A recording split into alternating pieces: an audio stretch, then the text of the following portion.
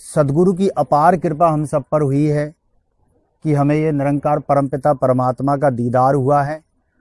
और ये हमें अंग संग दिखा दिया है। जहाँ हम संसार की ओर अगर नज़र करते हैं तो परमपिता परमात्मा को पाने के लिए या इसका गुणगान करने के लिए लोग विविध रूप से क्रियाएं कर रहे हैं और जो वो पद्धतियां हैं उनको सिर्फ निभाए जा रहे हैं, किए जा रहे हैं।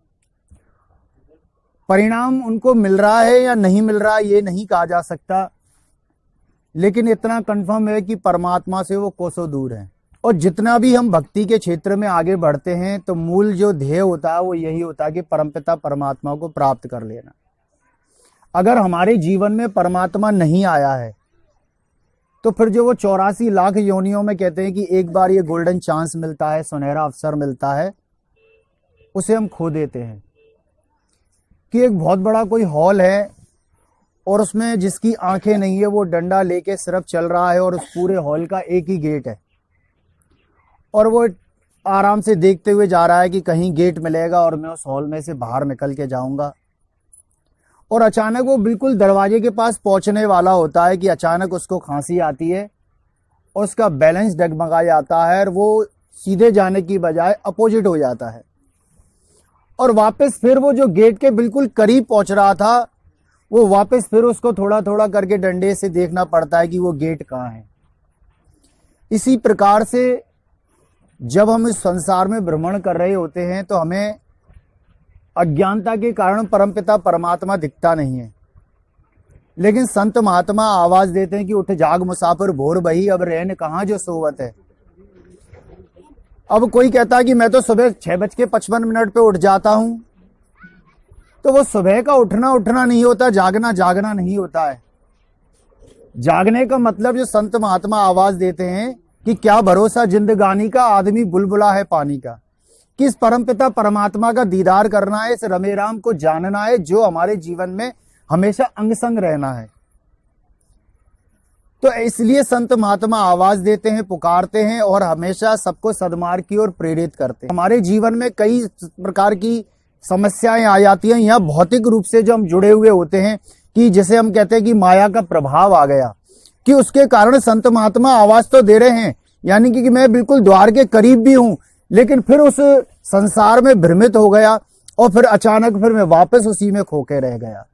कि इसमें संत महात्मा तो जगाने का प्रयास कर रहे हैं, आवाज दे रहे हैं, लेकिन हम उनकी बात को सुनकर भी अनसुना कर देते हैं और यही अनसुना करने के कारण हमें अपने जीवन में कई कठिनाइयों का, परेशानियों का सामना करना पड़ता है। अब होने को तो कठिनाइयां, परेशानियां, दुख दर्द हर किसी के साथ है, लेकिन जो संत महात्मा होते हैं जिसे गुरु की कृपा से इस रमे राम परमपिता परमात्मा का दीदार हो जाता है, जो इसके सहारे रहता है, वो फिर उसे उसके जीवन में कोई परेशानियों का महत्व नहीं रहता। उसके शायद कैसी भी परिस्थितियां हो वो हमेशा एक रस रहता है और इसी में हर हाल में दाता का जो शुक्र मनाते हैं, उनके घर में खुशियों की होती बरसाते हैं। वो हर हाल में इस निरंकार परमपिता परमात्मा का ही शुक्राना करता है और जो भी होता है उसको लगता है कि बस यही मेरे लिए उपयुक्त। अब कोई ये क्लेम करने लग जाए कि मैं फलानी जगह पर एग्जाम देने जा रहा हूं और उसी में मैं पास हो जाऊं और वही नौकरी मुझे मिल जाए, तो शायद ये संतों की नजर में भ्रम है। हमें तो सिर्फ इस निरंकार परमपिता परमात्मा के आगे यही मांगना है कि हे दातार, अगर इसमें मेरी भलाई है, अगर इसमें मेरा सुख छुपा हुआ है तो आप मुझे ये जरूर देना। और वास्तव में अगर हमारा सुख छुपा होगा, हमारा भला होना होगा, तो उस नौकरी को मिलने से, उस परीक्षाओं को पास होने से कोई नहीं रोक सकता। लेकिन जो हमारे पास ही नहीं आना है तो उसके लिए भी शुक्राना करना है कि मिल गया तो अच्छी बात है और नहीं मिला तो बहुत ज्यादा अच्छी बात है कि इसमें मेरा कहीं ना कहीं बचाव हो गया। कि मैं किसी बड़ी मुसीबत में फंसने वाला था, अगर मैं उधर चला जाता या मेरी नौकरी वहां लग जाती तो हो सकता है कि उसमें मुझे वो लाभ प्राप्त नहीं होने वाला। इसलिए अगर जो हमारे जीवन में होता है वो बहुत अच्छे के लिए होता है, और वैसे भी जो मुस्कुराहट जिसके जीवन में होती है तो उसके साथ जो मिलने जुलने वाले हैं वो भी हंसते हुए चेहरे होते हैं, मुस्कुराते हुए चेहरे होते हैं। अगर हम थोड़ी देर के लिए रोना धोना शुरू कर दें तो कोई हमारे करीब आएगा तो सही, हमारी बात को भी सुन लेगा, लेकिन हमारे साथ रोने के लिए कोई तैयार नहीं होगा। लेकिन अगर हम हंस रहे हैं, हम मुस्कुरा रहे हैं, तो और भी हमारे साथ मुस्कान को लेने के लिए, हमारे साथ हंसने के लिए तुरंत तैयार हो जाएंगे। तो इससे ये साबित होता है कि अगर मेरा हंसता हुआ चेहरा है, मुस्कुराता हुआ चेहरा है, तो वो सभी को भाने वाला है। और जहां मेरा आंतरिक रूप से, आंतरिक जो अंदर के रूप से जो करवाट भरी हुई है, या किसी प्रकार की द्वेष भावना है, या अन्य जैसी भी हम जो कहते हैं समस्याओं और भ्रमों में फंसे हुए,